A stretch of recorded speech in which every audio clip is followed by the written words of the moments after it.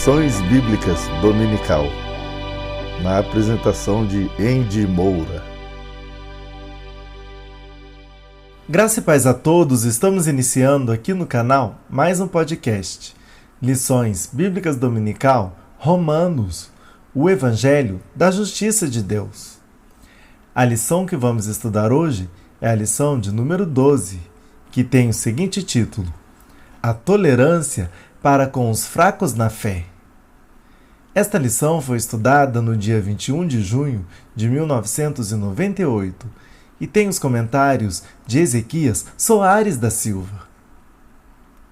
Mas, antes da gente iniciar o estudo de hoje, queremos contar com a sua participação aqui no canal.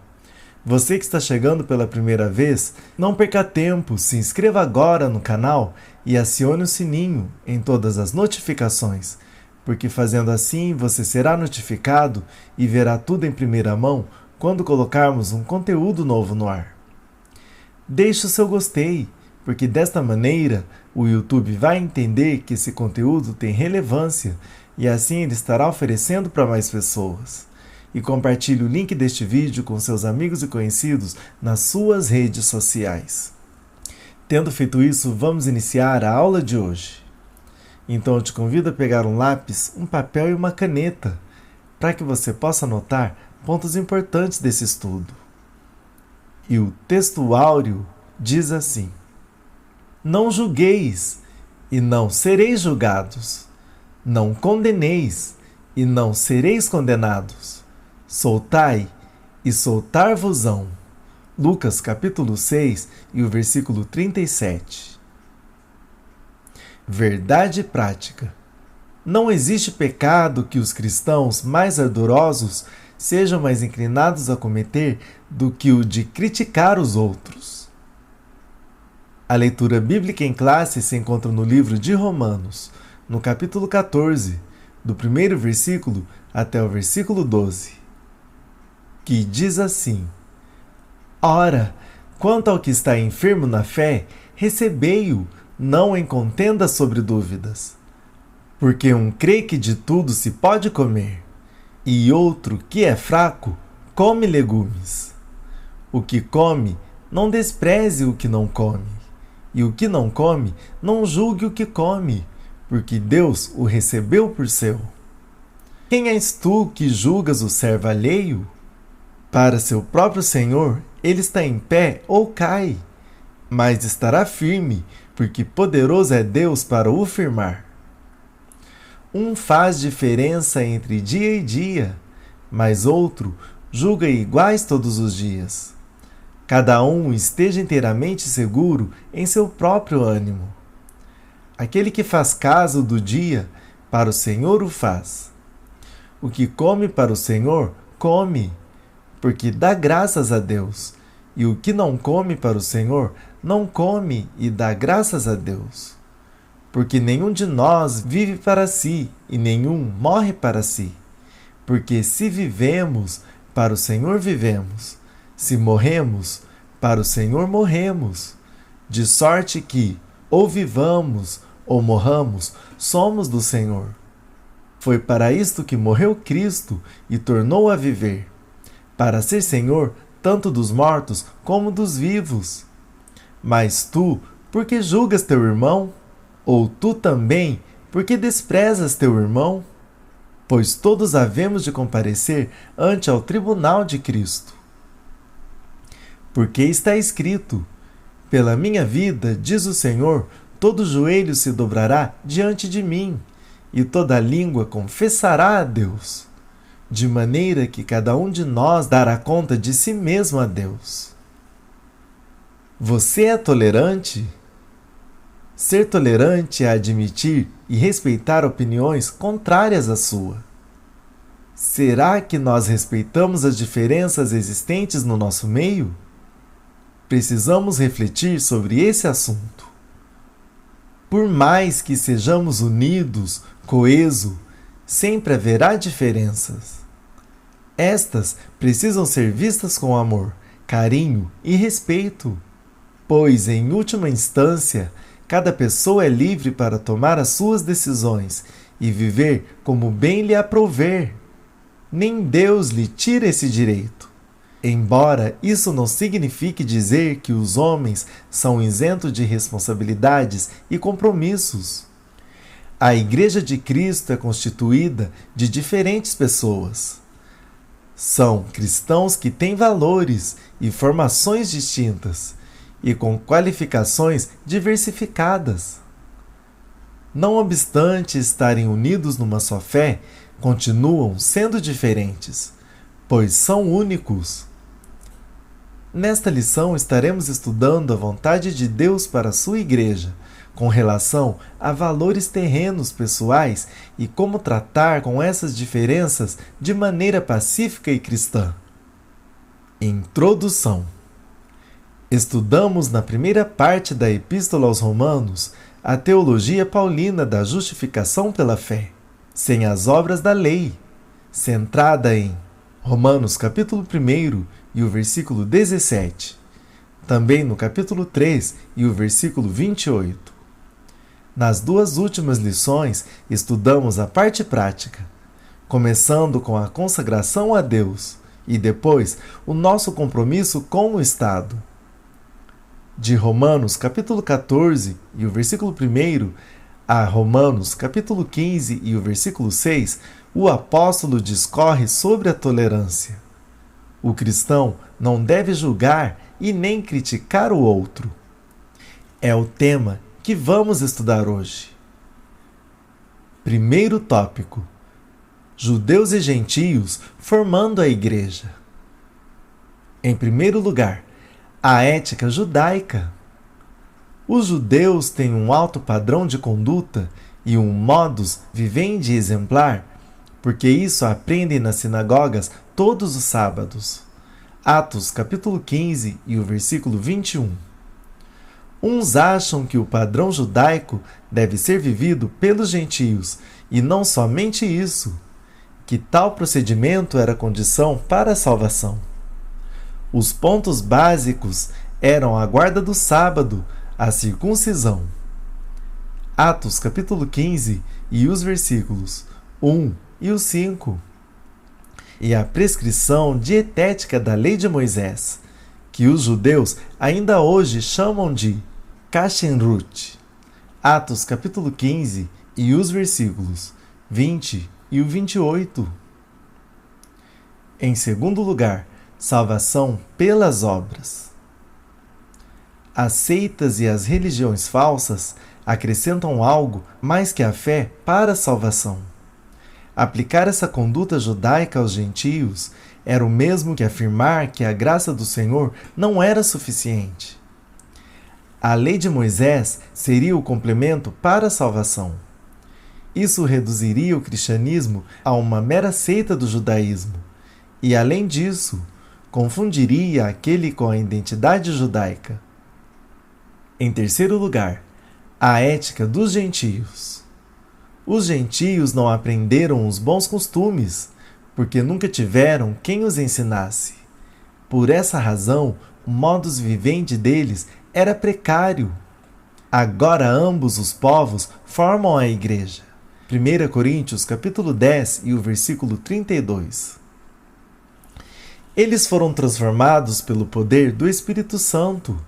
Deviam, portanto, mudar sua maneira de viver, mas nem por isso estavam obrigados a viver como judeus. Atos capítulo 15 e os versículos 10 e o 11. Segundo tópico: quanto ao alimento. Em primeiro lugar, enfermo e fraco. Versículos 1 e o 2. As palavras enfermo e fraco não significam, nesse contexto, fé vacilante, mas imaturidade nas questões práticas, pois muitos deles são sinceros e tementes a Deus. A questão não era sobre pontos vitais da doutrina cristã. Do contrário, não seriam membros da igreja, mas sobre assuntos secundários. Não contender. Recebei-o significa que devemos receber a cada irmão como ele é e não como queremos que ele seja. não temos o direito de impor a ele a nossa maneira de ver o cristianismo, nem discutir na tentativa de convencê-lo do contrário. 1 Coríntios capítulo 11 e o versículo 16. Também 1 Timóteo capítulo 6 e o versículo 4. Devemos recebê-lo com amor sincero dentro da fraternidade cristã. B. Convivendo com os enfermos e fracos. A questão dos bêbados, por exemplo, a Bíblia diz que os tais não herdarão o reino de Deus, a menos que se convertam. 1 Coríntios capítulo 6 e os versículos 10 e o 11. O crente que se associa com os tais está pecando. 1 Coríntios capítulo 5 e o versículo 11. Não é o caso aqui. Esses enfermos e fracos são nossos irmãos, que ainda não se emanciparam de sua escravidão espiritual. Em segundo lugar, legumes, versículo 2. Convém lembrar que os vegetarianos religiosos teve a sua origem no hinduísmo. Os gnósticos eram também vegetarianos. Havia até os que considerassem canibais aqueles que comessem carne. Talvez alguns judeus tivessem chegado a esse extremo por causa de uma interpretação judaica forçada de Deuteronômio, capítulo 14 e o versículo 21. Não cozerás o cabrito com o leite da sua mãe. Não é permitido ao judeu consumir a carne do cabrito juntamente com o leite da cabra, mãe do animal, como faziam os povos idólatras vizinhos de Israel. Os judeus, portanto, evitando correr o risco de o leite comercializado ser da mãe do cabrito comprado no açougue, resolveram proibir o consumo da carne com leite. Em terceiro lugar, restrição alimentar dos cristãos. A única restrição alimentar dos cristãos está na determinação do Concílio de Jerusalém. Atos capítulo 15 e os versículos 20 e o 28. Com relação ao sangue, carne sufocada e sacrificada aos ídolos. Mesmo assim, essa determinação parece mais injunções do que ordenanças obrigatórias. Romanos capítulo 14, do versículo 13 até o versículo 16. 1 Coríntios capítulo 8, do versículo 7 até o versículo 13. E 1 Coríntios capítulo 10, do versículo 27 até o versículo 29. Pois Paulo defendia essa liberdade cristã. Versículos 14 e o 20. Também 1 Coríntios capítulo 10 e o versículo 25. E 1 Timóteo capítulo 4 e os versículos 4 e o 5. Em quarto lugar, evitando o risco. O crente fraco ou enfermo, mencionado nos versículos 1 e o 2, deve ser judeu muito escrupuloso quanto à alimentação, o qual resolveu ser vegetariano para evitar o risco de comer carne sacrificada aos ídolos, ou sufocada. Abster-se de alimento por questões de saúde é algo pessoal. Praticar, porém, tal coisa como condição para ir ao céu, a ponto de criticar os que não seguem esse padrão, isso caracteriza seita. Terceiro tópico: a questão dos dias. Provavelmente a expressão faz diferença entre dia e dia, versículo 5, trata-se dos dias especiais de festa, segundo as leis cerimoniais do Antigo Testamento. O comentário é do parecer que alguns cristãos, maiormente os judeus e cristãos, ainda consideravam que os dias sagrados do Antigo Testamento continuavam válidos, ao passo que muitos outros os tinham como dias comuns. Em primeiro lugar, o sábado. O fim do sábado estava previsto nos profetas. Oséias capítulo 2 e o versículo 11. A palavra profética previa a chegada do novo concerto. Jeremias capítulo 31, do versículo 31 até o versículo 33. E o fim do sábado que se cumpriu em Jesus. Colossenses capítulo 2, do versículo 14 até o versículo 17. A questão não é o sábado em si, mas o fato de que não estamos debaixo do antigo concerto. Hebreus capítulo 8, do versículo 6 até o versículo 13. Por essa razão, o sábado não aparece nos 4 preceitos de Atos, no capítulo 15 e os versículos 20 e o 29. Em segundo lugar, o sábado cerimonial. As festas judaicas eram anuais, mensais ou lua nova e semanais. 1 Crônicas, capítulo 23 e o versículo 31. 2 Crônicas, capítulo 2 e o versículo 4. E no capítulo 8 e o versículo 13, também no capítulo 31 e o versículo 3. Ezequiel, capítulo 45 e o versículo 17. O sábado cerimonial ou anual já está incluído na expressão dias de festa, que são as festas anuais, lua nova, mensais e dos sábados, festas semanais. Colossenses capítulo 2 e o versículo 16. No versículo seguinte, o apóstolo diz que são sombra das coisas futuras, mas o corpo é de Cristo. Colossenses capítulo 2 e o versículo 17.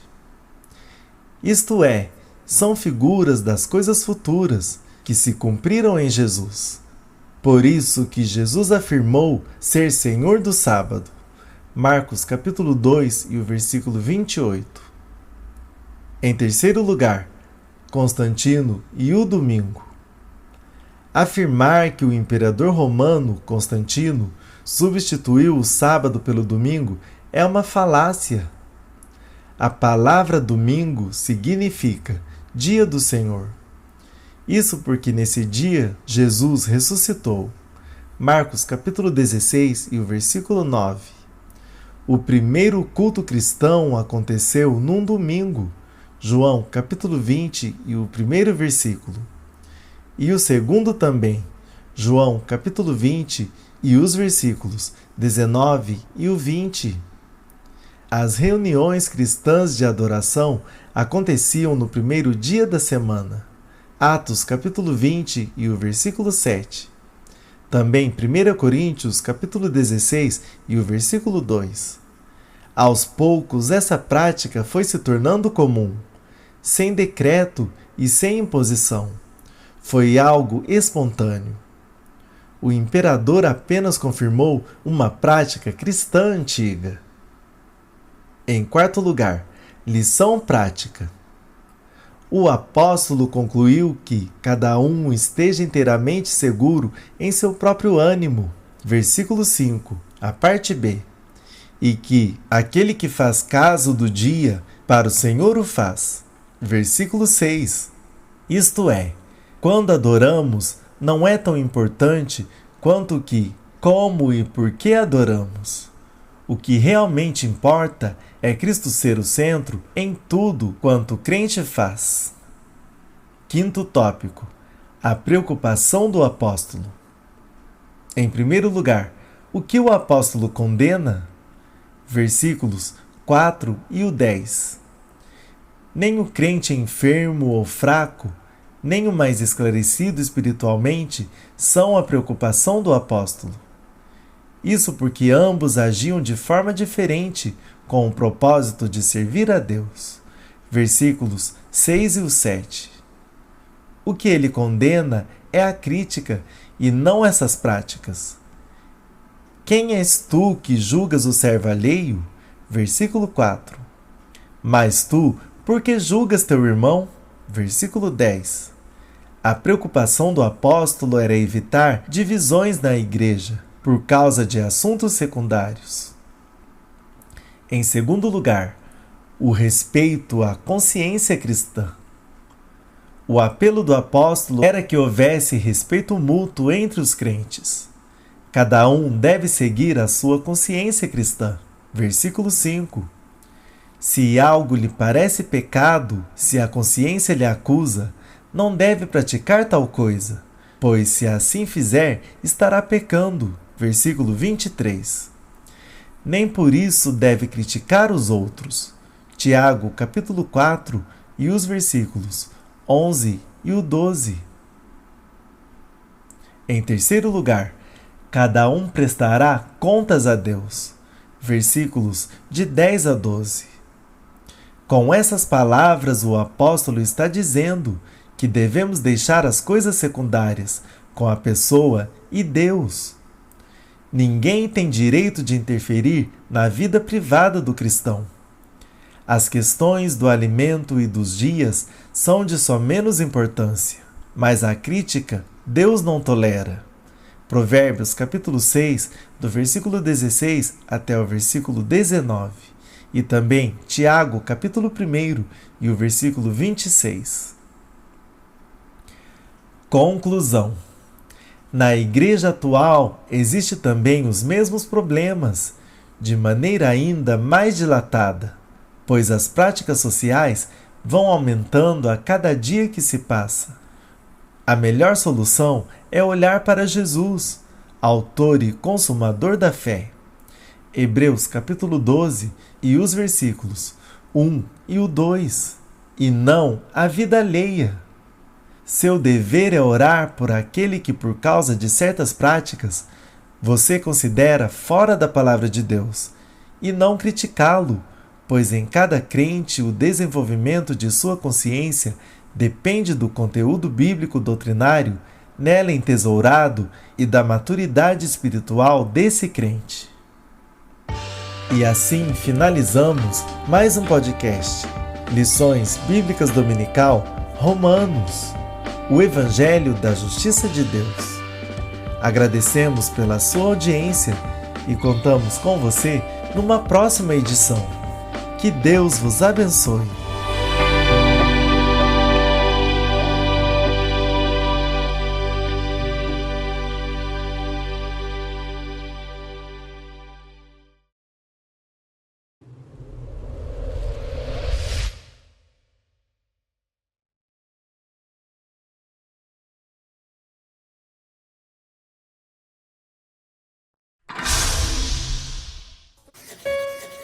Filhinhos, o fim está aí.